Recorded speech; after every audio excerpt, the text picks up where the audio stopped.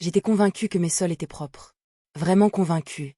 Pendant des mois, j'ai passé ma serpillière avec ses lingettes réutilisables, je vaporisais mon produit dilué, je la repassais dans tous les coins. Nickel. Enfin, c'est ce que je croyais. Un jour, je me retrouve chez une cliente pour un désencombrement, et en regardant ses carrelages, quelque chose me choque. Une zone qu'elle vient de frotter à la brosse. La différence de couleur entre la partie nettoyée et le reste. Et là, j'ai eu un flash. Un mauvais pressentiment. Je suis rentrée chez moi le soir même, j'ai sorti une brosse à poils plastique, un produit nettoyant plus costaud, le genre rose, pas le jaune classique. Et j'ai commencé à frotter. Vraiment frotter. Ce qui est sorti sur le chiffon, je m'y attendais pas. Une teinte que je ne veux même pas décrire. Mes sols que je pensais entretenir depuis des mois. Catastrophe totale. Mais voilà ce qui m'a surprise.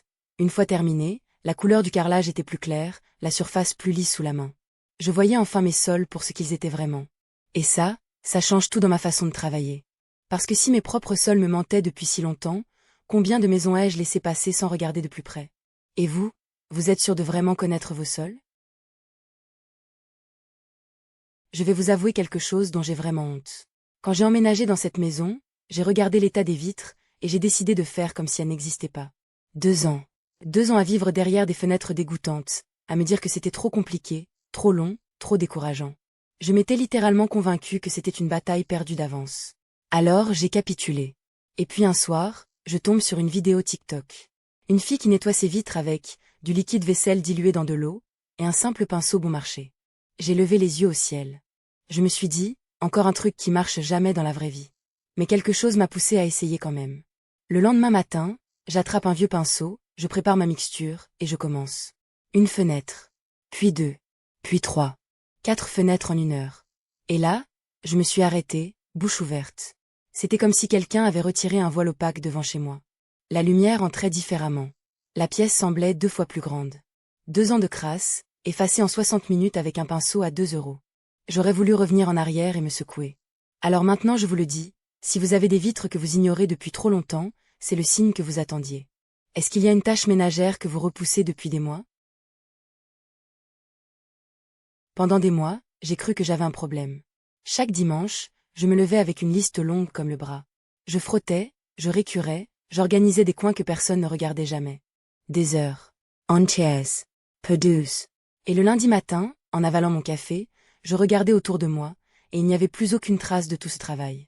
La vie avait tout repris en quelques heures. J'avais sacrifié mon week-end pour rien. Ou presque. Ce qui m'a fait craquer, c'est le jour où j'ai réalisé que je nettoyais pour une vidéo imaginaire, pas pour moi. Pour ressembler à ces comptes parfaits, ces cuisines qui brillent, ces étagères dignes d'un magazine. Sauf que moi, je vivais dans cet appartement. Alors j'ai tout arrêté. Du jour au lendemain. J'ai décidé de ne nettoyer que ce qui me gênait vraiment. L'évier, parce que j'en ai besoin pour mon café du matin. Le sol, quand je commence à sentir que ça crise sous mes pieds. Le plan de travail, quand il me tape sur les nerfs. Mais la poussière sur une étagère du fond, la vitre avec une trace de doigt, franchement, non. Mon appartement n'est pas parfait. Mais il est confortable, il est propre à ma façon, et mes week-ends, je les ai récupérés. Est-ce que vous aussi vous avez arrêté de courir après la maison parfaite, ou c'est juste moi? Mon partenaire et le rangement, c'est une longue histoire. 2 ans qu'il voit une organisatrice professionnelle pour l'aider. 2 ans de petits progrès, de résistance, de projets repoussés. Je ne le force jamais. Je sais que ça ne marche pas comme ça.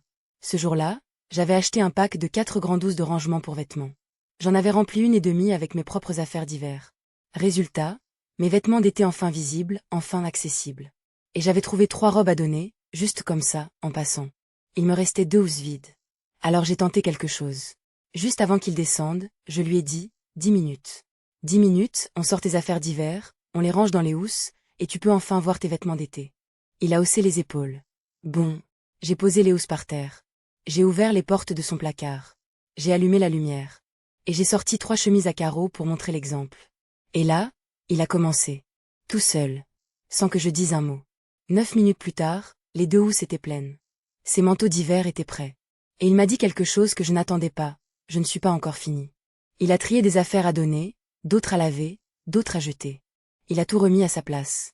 Il a même sorti l'aspirateur. 20 minutes en tout. Zero dispute. Zéro pression. La motivation n'arrive pas avant de commencer.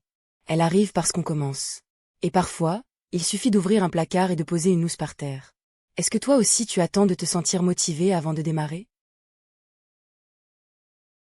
Je suis organisatrice de vente de succession. Mon job, c'est de tout voir, tout noter, tout anticiper. Et la veille d'une vente, j'avais repéré une figurine sculptée en bois. Magnifique. Rare. Je l'avais en tête depuis que les photos étaient en ligne. Et puis, quelques heures plus tard, quelque chose d'étrange s'est produit. La photo qui la montrait avait disparu du catalogue. Remplacée par une autre image, prise au même endroit dans la maison. Même angle. Même décor. Mais la figurine, elle, n'était plus là. J'ai senti quelque chose d'anormal. Le lendemain matin, j'étais dans les 10 premières personnes à entrer. Je suis allée directement à l'endroit où elle se trouvait sur la photo. Rien. J'ai fait le tour de toute la maison. Rien. J'ai demandé à la coordinatrice. Elle m'a répondu qu'elle avait juste déplacé des choses. Sauf que tout était parfaitement organisé, étiqueté, mis en valeur. Rien n'était planqué dans des cartons. Si l'objet avait été là, on l'aurait vu. Et les bougeoirs en laiton que j'avais aussi repérés, eux aussi avaient disparu du listing au même moment.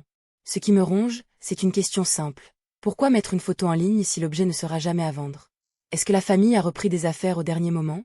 Ou est-ce que quelqu'un d'autre a mis la main dessus avant l'ouverture des portes? Parce que dans ce métier, ce genre de coïncidence, ça ne s'appelle pas un hasard. Et moi, j'ai l'habitude de reconnaître quand quelque chose a été fait délibérément. La vérité, je ne l'ai jamais su. Mais je n'ai jamais oublié cette vente. Est-ce que vous pensez que c'est la famille ou l'organisateur qui a fait disparaître ces objets?